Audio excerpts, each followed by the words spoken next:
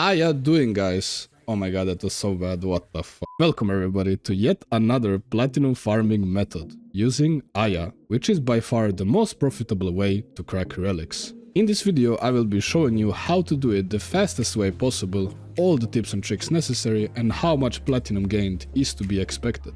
The most complicated thing in this whole challenge has been finding a group to run relics for this long, but the Vaulted Relics community has helped me immensely. They have very nice and skilled players and a bot that sets up pretty much everything itself and is very easy to use. If you have Aya that needs spending, be sure to join in and enjoy the easy plat. Read the rules, link is in description. So I used 200 Aya to buy glaive relics. My math wasn't mathing at the moment, so I bought 205 relics for some reason, but for the sake of the title I will only use 200. We will be opening them in a pre-made group, either as 4x4 or 2x2. If you are unfamiliar with this, it means we are either running 4 Aya relics per run or 2 Aya relics and 2 random relics per run and switching every round. This means that we will do much more than 200 runs over the course of the challenge. 2x2 is also a very effective method in case you don't have a lot of void traces, and will help you sustain it in the long run. First things first, what fissures are the best to run? Exterminate will always be the fastest with a proper group, capture would be second best, and at third spot we have cascade. Cascade, while not the fastest, is really profitable and worth running. And remember that steel path also comes to consideration and can be run with a minimal time loss while getting some steel essence as well.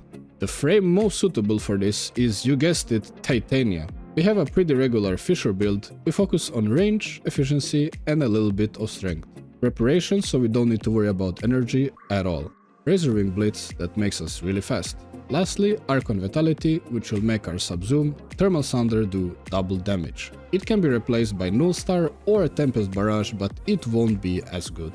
We have Molt Augmented for even more strength and Arcane Steadfast for even more energy. Replacement for Steadfast would be Molt Efficiency. The Archon shards I recommend are 2 normal cast speed shards at the very least. Using Tau shards or strength shards is totally optional. Now we have some tips how to make fissures as fast as possible. In the invert tap/hold abilities, you want to invert Titania and Gauss while you are at it. This will help you only tap the Thermal Sunder and your first ability in case you need stagger immunity and make the gameplay much more enjoyable. If you run a non-infinite ammo bow, as far as my knowledge goes, that's only Nataruk, you will always get double range and strength. So bow that's not Nataruk equals good. And with the armor changes, Corrosive Projection became quite a lot stronger than before. Running Corrosive Projection on everyone absolutely destroys the steel path. An alternative is to have one person have enemy radar in case the tile set is really bad. So with this current setup you will absolutely destroy even the base steel path with ease. And the two last important things. If you plan to do something similar to 200 Aya run, I highly suggest a resource drop booster. It doubles the void traces and allows you to play a lot more actual runs and a lot less void trace farm runs. And make sure you have resourceful retriever for your pet as well, the same thing, doubling void traces. With this setup the total amount of void traces gained is 120, with the exception if everyone in your group takes your item, then it turns to 135. Now if you don't have literally everything that I have, don't be discouraged, you can make work with what you have. This is just absolutely the most optimal way of doing it that I'm aware of, and everyone knows that people like to overdo things in Warframe. Finally, with everything prepared, it is time to go for the runs. I'm gonna be honest, this was an exhausting journey. It took around 4 days in total to open all this Aya. Of course, not playing 24/7, but I was getting about 2 to 3 groups per day and running for as long as possible. I'm pretty sure people already got sick of me looking for runs and my begging, but that's alright. I set myself a goal and I did it.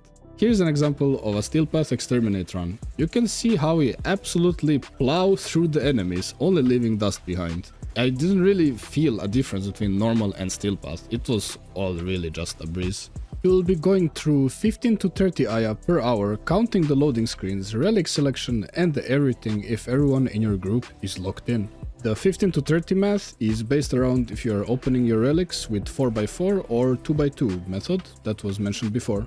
And also I forgot to mention one thing. Be sure to always set the group on invite only, because you can always re-invite someone if they DC for example, if the objective hasn't been completed anyway.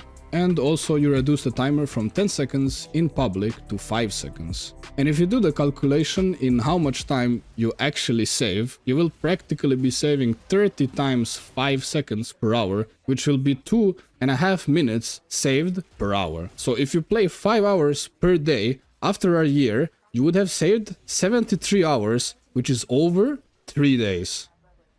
As you probably know, whenever you try to get anything in Warframe, you will be lucky, then you will be unlucky, and the cycle will continue. I believe that I got fairly average drops for the most part. But at this point it was already the 3rd day, and I was wondering, why don't I just fake my content, like every other YouTuber?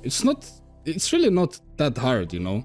Sell some ribbons, buy some parts, sell some relics, whatever, make ridiculous numbers that can't get reached for clickbait and clout. But then I realized that's not me. If I'm going to be the only honest content creator out there, so be it. But I did it. 272 runs was the total to use 200 Aya for me. It took about 10 hours of runs straight without counting the wait time to get a group, nor the time of me reconsidering my life choices. It's possible that I messed up with the tracking only a little bit, but I did try my best. And one little disclaimer here, I will not be waiting to sell everything, but I will give you the approximate value I could sell everything for at the current market prices. I kept track of all drops except the random drops from 2x2 runs, for which I only tracked the platinum amount. So the simplest way to calculate the value of all items will be to list them in Warframe market while I turn off all other offers. The amount gained from random drops is 217 plat. I will simulate this with random items on the Warframe market. In the end we ended up with 17 Glaive Prime sets, which will be the biggest and fastest value item that we will be selling. That alone will be about 1.5k plat. And of course remember, if you are to wait a couple months, the prices will only go up, but I know you're all dopamine addicts, so the current price is all that matters. So we are just shy of 3.7 thousand platinum. This would be 370 plat per hour, which is really ridiculous if you ask me. But take this with a grain of salt. This is assuming you have a good fisher, good players, and you run for an hour straight, opening different relics to complete full sets. I was honestly surprised how much platinum it was, considering I could have been even more lucky. But exactly why I chose the number 200 was to get luck somewhat out of the equation, since the more you do, the less % luck is involved. And now, one more way you can make it even better.